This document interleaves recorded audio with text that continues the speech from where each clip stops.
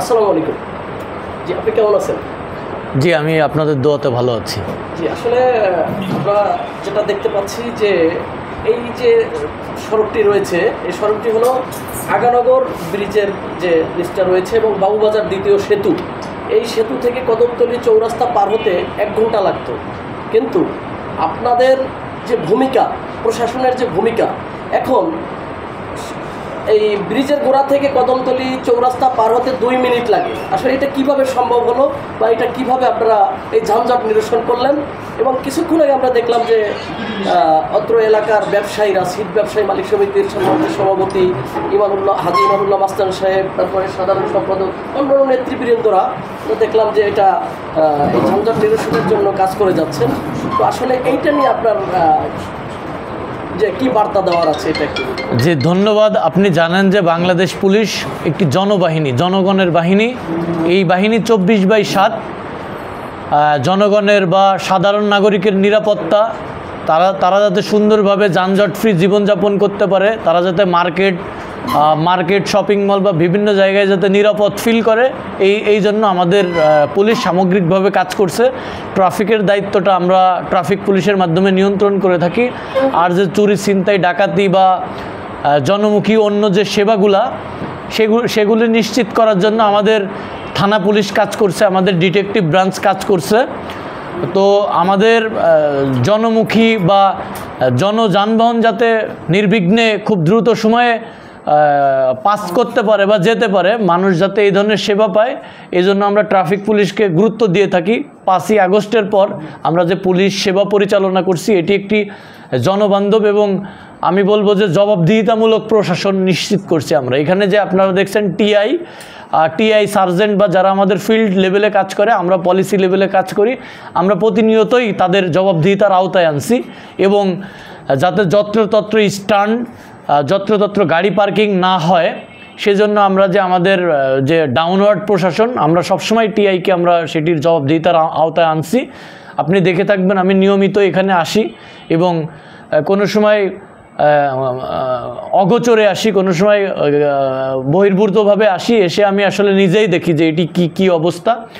তো এটি 100% উন্নতি আমরা হয়তো করতে পারিনি, আমরা 90% উন্নতি করেছি, বাকি 10% উন্নতি করার প্রচেষ্টাও আমাদের অব্যাহত আছে। আপনি জানেন যে এখানে বাবুবাজারের ওই পাশেই ঢাকার একটি জনবহুল এলাকা, এখানে প্রচুর লোক সমাগম হয়, ব্যবসা বাণিজ্য থেকে শুরু করে সব কাজে প্রচুর জনসমাগম হয়।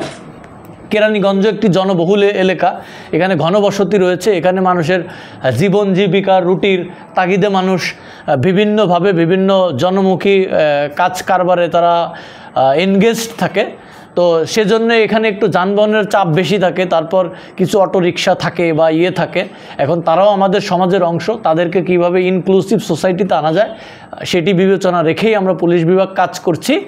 তো আমরা উন্নতি করেছি, ভিজিবল উন্নতি করেছি, আপনারাই বলছেন আমরা দৃশ্যমান উন্নতি করেছি, কিন্তু উন্নতির তো আসলে কোনো শেষ নেই, বাউন্ডারি নেই। বাকিটা কিভাবে উন্নতি করা যায় সেই নিরিখে আমরা কাজ করছি। আপনাদের কাছ থেকেও আমরা পরামর্শ নিব, সময়ে সময়ে আপনাদের সাথে আমরা এনগেজমেন্টের মাধ্যমে পুলিশি সেবাটা আমরা নিশ্চিত করব।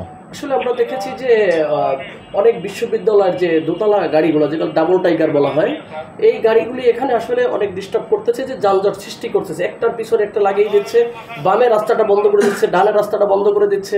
আসলে এইটার ব্যাপারে কোনো পদক্ষেপ নেবেন? যে আপনারা জানেন, আপনারাও এই সমাজের অংশ, আমরাও এই সমাজের অংশ। যারা স্টুডেন্ট থাকে তারা অনেক সময় একটু ইমিউনিটি বা একটু সুবিধা ভোগ করে, এটি আমরা সবাই জানি, আনঅফিসিয়ালি জানি। তো এই ধরনের গাড়িগুলা যদি নিয়ম বহির্ভূতভাবে কোনো করে, আমরা তাদের সাথে কাউন্সিলিং করব। আমরা তাদের ল এনফোর্সমেন্টের আগে আমরা তাদের কাউন্সিলিং করব, তাদের সাথে আমরা কথা বলবো এই বিষয়ে, যে তারা যাতে ট্রাফিক রুলস অ্যান্ড রেগুলেশনস মেনে সুন্দরভাবে তারা কাজ করে, এটি আমরা অবগত করব। আমার বিষয়টি আমি জানলাম, এটি বিষয়ে আমি পরবর্তী পদক্ষেপ নিব, যে যাতে তারা যদি কোনো আইন রুলস বা রেগুলেশন ভেঙেও থাকে, আমরা তাদেরকে জবাবদিহিতার আওতায় নিয়ে আসবো এবং তাদেরকে আমরা সুন্দরভাবে করার পরামর্শ প্রদান করব, সুন্দরভাবে যানবাহন পরিচালনা করার পরামর্শ প্রদান করব। শেষ প্রশ্ন আমার, যে আজকে যেরকম যানজট মুক্ত কদমতলী, কেরানীগঞ্জ, তবে আগামীতে এই পদক্ষেপটা আসলে থাকবে কিনা আপনাদের? যে আমরা যেহেতু প্রশাসনে আছি এবং 5ই আগস্ট পরবর্তী জবাবদিহিতামূলক প্রশাসন আমরা বলবো, যে জনগণের কাছে আমাদের জবাবদিহিতার জায়গা আরও বৃদ্ধি পেয়েছে। তো আমি তো আসলে আমাদের থাকতে হবে, আমরা যেটি ভালো করেছি এটিকে আরও উপরের দিকে আমরা নিয়ে যেতে চেষ্টা করব। আর কোনো কিছুর ব্যত্যয় হইলে তো আমরা সাংবাদিক ভাইয়েরা আপনারা আছেন, এখানে সমাজ প্রতিনিধিরা আছে, আপনারা চোখ দিয়ে তো আপনারা দেখবেন, আপনারা আমাদের দৃষ্টিগোচর করলে আমরা সেটিকে সুন্দরভাবে অ্যাড্রেস করে আরও সামনের দিকে ফার্দার যাতে ভালো করা যায় আমরা সেদিকে প্রচেষ্টা রাখবো। জি, ধন্যবাদ। ধন্যবাদ। আসসালামু আলাইকুম।